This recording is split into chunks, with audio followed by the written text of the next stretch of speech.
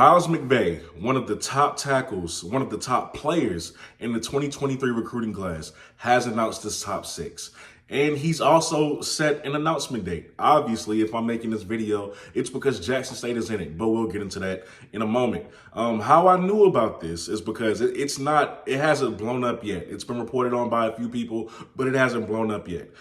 He actually inboxed me, he reached out to me, and he invited me to his commitment decision date, his event. He invited me to it. Unfortunately, because he's in Missouri, I'm not going to be able to make that trip so quick with everything that I have coming up. But Miles, if you're watching, I do thank you for inviting me, man. I can't wait to see your decision. He's announced his top 6. It includes Alabama, Michigan State, Oregon, Missouri, Texas A&M, and of course Jackson State. So you guys are in a sweet spot. Now, obviously I know that you don't really care, not as much anyway, for the news. Some of you are excited. Some of you aren't really going to get your hopes up. And I understand that because a lot of you still feel a way about the Peter Woods decision, but I do need to say this to you. Although I understand the frustration, this is what comes with competing against these schools for these top recruits now. You have to accept that comes with it.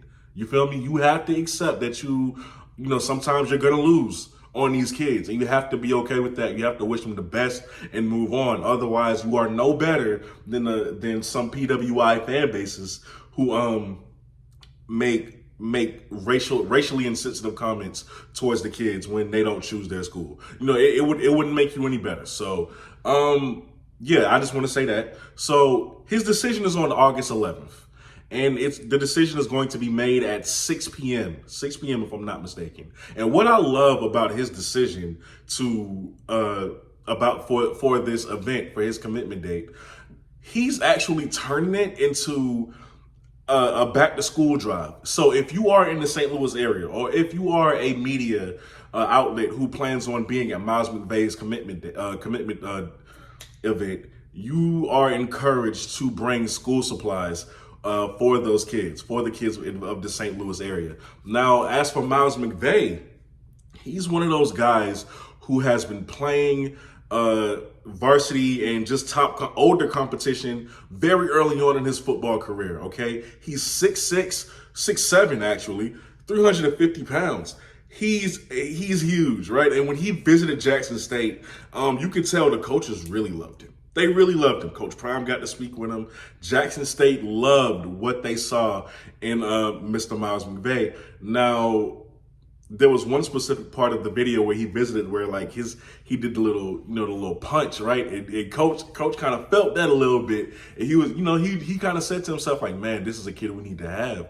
And he's right, because he's one of those tackles who at 6'7", 350 pounds, he's very good at handling speed rushes, which is something you don't really see of tackles of his size.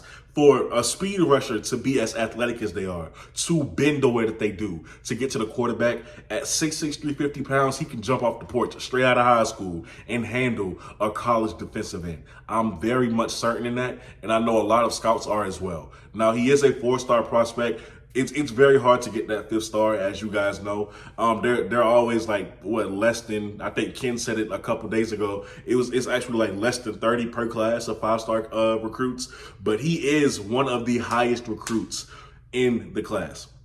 Well over the ESPN top 300. So he will be in some kind of all-star game, whether that's the Under Armour All-American game or the one that Kevin Coleman was in Texas. Whatever one it's going to be, he's going to be in one of those games. He's one of those guys. He's very talented. This is big. Please understand. I know how you feel about the Peter Woods decision again, but you do still benefit from being in these kids' top lists. It's a benefit because you're still in the public eye. You're still they're always going to see that block logo. And sooner or later, there's going to be another guy, another highly recruited guy who decides, you know what, I think I'm going to go to Jackson State as well to follow up Travis Hunter and Kevin Coleman. I'm going to be the next one. I want to make history. It's going to happen, but this is your normal now. This is a good thing.